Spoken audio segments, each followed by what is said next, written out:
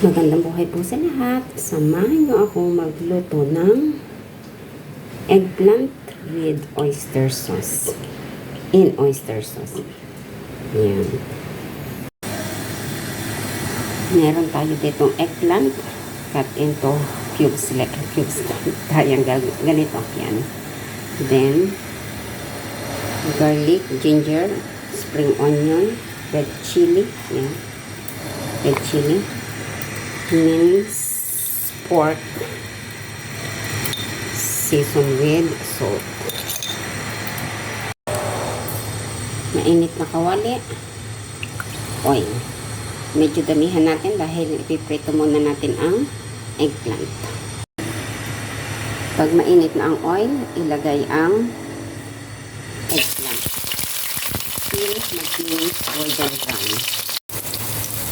Pag ganito na nagbabrown na siya, take it out natin, aalisin natin, then babawasan natin ng mantika. Ito yung eggplant natin, inilagay natin sa kitchen towel para medyo mababawasan ang oil.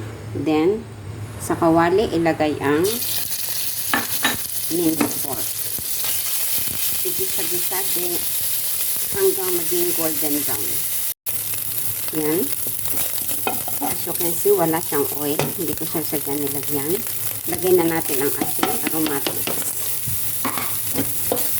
Isa-isa. Then, ilagay ang talong. Ang eggplant. Halo-halo. Diba? Ang ganda ng kulay niya. Then, timplahan natin. Konting toyo. Oyster sauce. Halo. Ito na siya. Taste test natin kung okay na.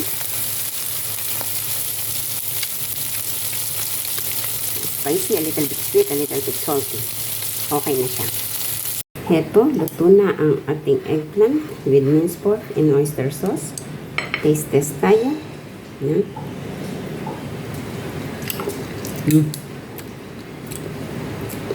A bit spicy, salty, sweet. Yummy.